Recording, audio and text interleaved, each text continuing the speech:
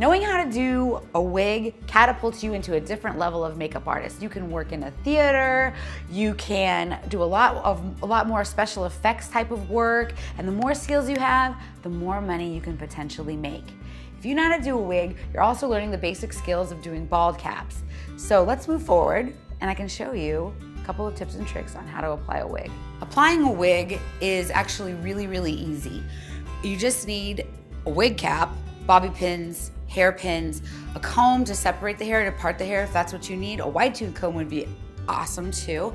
A brush specifically for wigs. You don't have to get a wig brush, just something with no little balls or tips at the end. And it's preferable to have a wig holder of some sort so your wig doesn't get damaged. Right now I'm gonna be showing you how to put long hair up into a wig. You're gonna start by parting the hair in the direction that your client naturally parts her hair. You're gonna make some twists, but they don't need to be super tight, because what you're gonna do is you're gonna wrap it around and make a little bun on the top of the head. See how I'm just making it flat, but I wanna make sure that I've still got about 2 finger lengths around the head for the wig. Everything just needs to be as flat as possible, but I'm gonna show you a trick on how to do it with long hair. So you take the buns, take 2 pins. For her hair, because it's so long, I'm gonna go one this way and one that way. And her hair's, she's got a lot of it. And I'm doing the squiggly part downward. So like this, because it is so long and it's such a big bun. I'm gonna immediately grab another chunk of hair and follow it right behind it. So just some light twist. It doesn't have to be pretty. We're gonna be covering this up with a wig and a wig cap. See, immediately, I twist it around and I hold it flat. And then I stop. I don't have to twist this hair all the way to the end. I just need to wrap it around like a cinnamon bun onto the head. So if you could just see that, as flat as I can. And I'm gonna take the 2 pins, and I'm gonna go towards the edges, because that's where the hair is thinnest, and put the bobby pins. Try not to crisscross your bobby pins, because you don't wanna make any more than you have to, any more bumps or anything like that. I'm gonna go ahead and do one more down on the back. Already I'm flattening. Just trying to keep it condensed, but with all this hair, when you wrap it so round and tight like a rope, you're just creating more bulk on the hair. I just want to keep everything flat. So bobby pin in, and then another one on the other side. Just little flat cinnamon buns on the head. If you need another bobby pin, go right ahead. Just don't, again, try to cross them. Now I go from out to in. But for this one I'm gonna go ahead just to get that edge. This is a larger piece than normal. I'm just flattening everything out. So this one took a couple more bobby pins, but in and out. Taking another layer of hair, because her hair is very thick. And I'm going to carry on with the bun. So I'm gonna crisscross them, see? So it's the 2 chunks of hair. I'm gonna cross over and build onto that bun. But again, keeping it very flat. I'm going in, see? That's the key. You just wanna keep that hair up and tight. Now I'm gonna take the other side.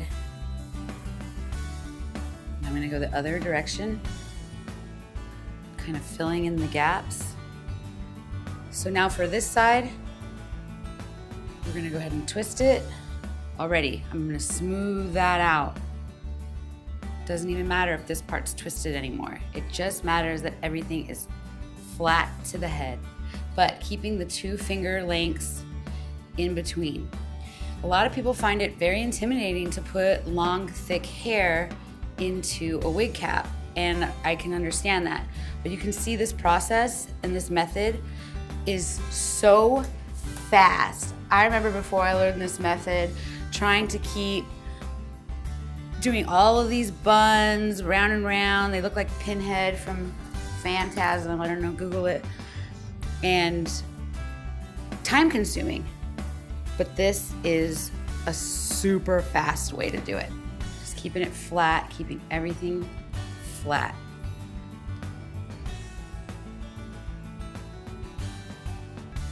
I mean, it can even stand to be a little flatter on this side.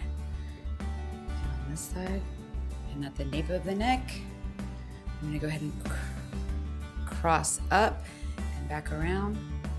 Done. Done. Up and around like a figure 8. Okay, now I've got all the buns situated. I'm just going through a little more added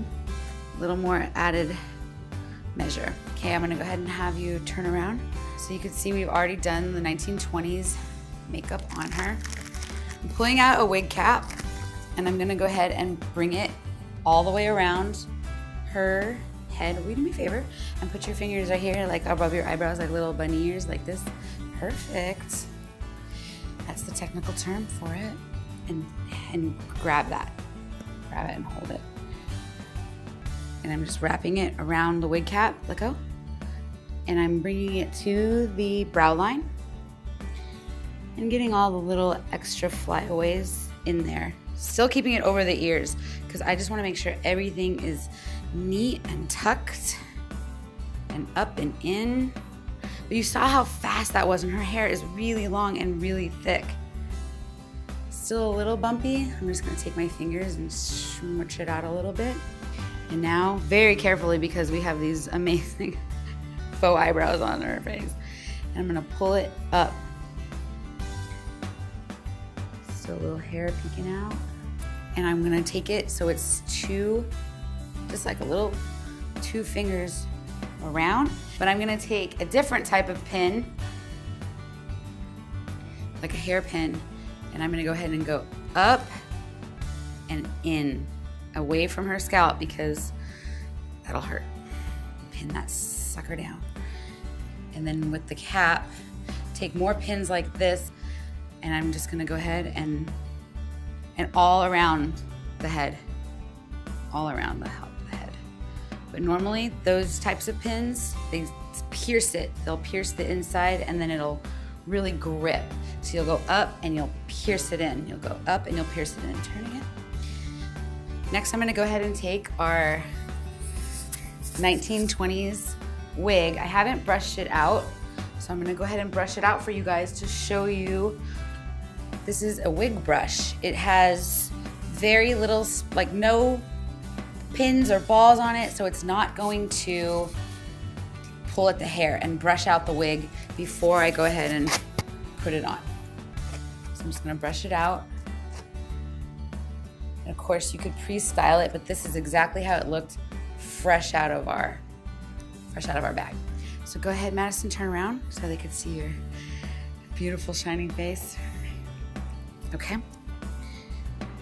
And go ahead and do the little bunny ears again. Thank you. And this wig has a clasp on it, so you can make it tighter or more loose if need be. Grab it. Let go.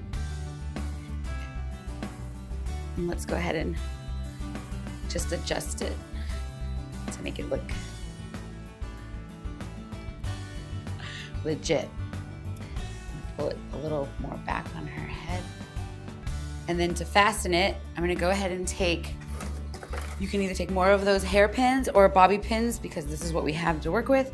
And I'm gonna go ahead and stick it through the base of the wig. And there's holes, it's usually a lace or a netting, and stick it around the edges of the wig so that it's really secure. She could dance to whatever's cool right now. The jitterbug or the Charleston, you know, the stuff all the kids are listening to these days. And the wig isn't gonna come off. If she's gonna sing in a rendition of Chicago, she's gonna be just fine. And then you can just go ahead and style the wig as needed. You're gonna go ahead and also put the bobby pins up at the front as well.